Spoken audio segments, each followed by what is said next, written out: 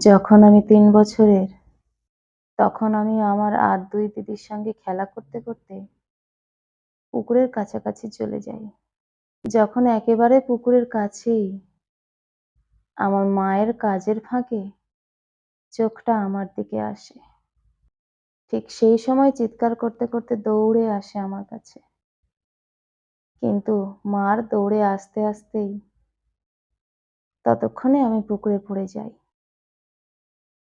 মা কোনো রকমে টেনে আমাকে উপরে তোলে। ততক্ষণে অবশ্য আমার দিদিরা চলে এসেছে।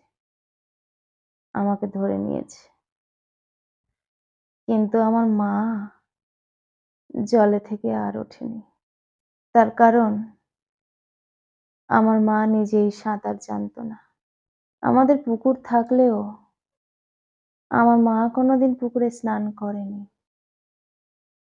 আমার বাবা ২ দিদির সাঁতারটা শিখিয়ে দিয়েছিল।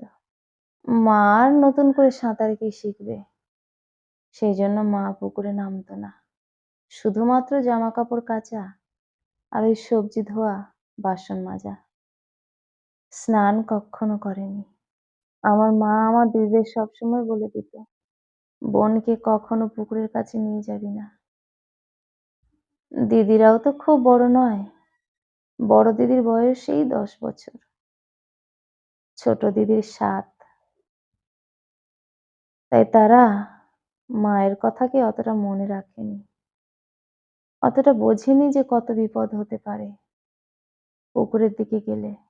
ওরা যেদিকেই যাবে আমি তো সেই দিকেই যাব। মা আমাকে সবসময় চোখে, চোখে রাখত। কিন্তু সেইদিন একটু মা কাজের চাপে পড়ে গেছিল। তাই দিদিদের বলেছিল, বোনকে দেখিস পুকুরের কাছে যেন না যায়। মাকে পুকুর থেকে তোলার মতো কেউ ছিল না বাড়িতে সেদিন। যদি অন্তত বাবা বাড়িতে থাকতো, তাহলে এই বিপদটা হতো না। তারপর দিদিদের চিৎকারে পাড়ার সবাই ছুটে আসে। মাকে তোলা হয়। ততক্ষণে আমার মা শেষ হয়ে গেছে। তবু সবাই মিলে ডাক্তারের কাছে নিয়ে গেছিল। ডাক্তার তো ফিরিয়েই দিল। আজ আমার ২০ বছর বয়স পূর্ণ হয়েছে। সবসময় মায়ের কথা মনে পড়ে। তবে মায়ের কর্মকাণ্ড যে খুব একটা আমার চোখে ভাসছে এমনটা নয়। ৩ বছর বয়সে আর কতটুকুই বা মনে পড়ে। মায়ের ছবিতে তাকিয়ে থাকি আর ভাবি, আমার জন্যই আমার মা চলে গেল। আমি কত বড় পাপী। আমার দিদিরা তো সবসময় আমাকে বলে, মা তো তোর জন্যই মারা গেছে। তুই যদি পুকুর ঘাটে না যেতিস তাহলে তো মাকে যেতে হতো না। মার মৃত্যুর জন্য তুই দায়ী। বাবা খুব বকে দিদিদের। কিন্তু আমার মনে, মনে কষ্ট হয় এটা ভেবে। দিদিরা তো সত্যিই বলেছে, যদি আমি পুকুরের দিকে না যেতাম, তাহলে আমার মাকে তো যেতে হতো না। যে ভয়তে কোনোদিনও পুকুরে নামেনি, সে তার সন্তানকে বাঁচানোর জন্য নিজের জীবনের মায়া না করে জলে ঝাঁপ দেয়। কোনো রকমে আমার প্রাণটা বাঁচিয়ে দিয়েছে মা। কিন্তু নিজের প্রাণটা বাঁচাতে পারেনি। মায়েরা বুঝি এরকমই হয়।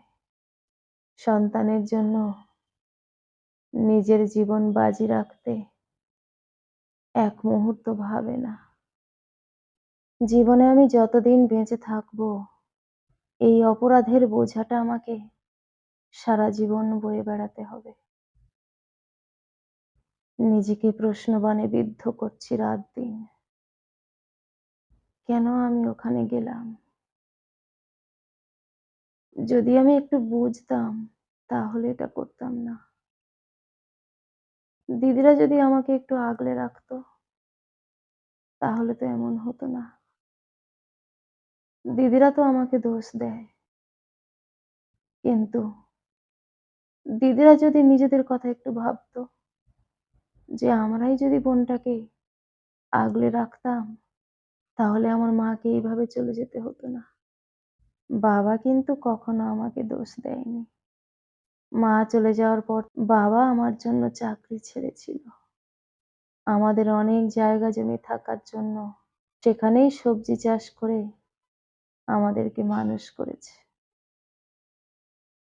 বাবা জানে বাবা যদি চাকরিতে চলে যায় তাহলে আমাকে মানুষ করার মতো কেউ নেই। তাই আমার দেখভালের জন্য বাবা নিজের জীবনটাকে উজাড় করে দিয়েছে। বাবা পারতো আরেকটা বিয়ে করতে। আমার ঠাম্মা বলেও ছিল। কিন্তু আমার বাবা বলেছিল, "তাহলে আমার ৩ টে মেয়ে পুরো ভেসে যাবে মা। দরকার নেই। এদেরকে নিয়েই আমার সারাটা জীবন কেটে যাবে। বুড়ো বয়সে যখন একা হয়ে যাব, তখন এদের ৩ জনের কারোর কাছে থেকে যাব। আমার ৩ টে মেয়ের মধ্যে কি আর কেউ দেখবে না আমাকে? কেউ না কেউ তো দেখবে।" এই বলে আমার বাবা বিয়ের প্রসঙ্গটাকে ঘুরিয়ে দিত। মায়ের অভাবটা হয়তো বাবা পূরণ করতে পারেনি। কিন্তু বাবা তার ১০০% দিয়ে আমাদেরকে মানুষ করার চেষ্টা করেছে। কলমে ও কণ্ঠে সোমা।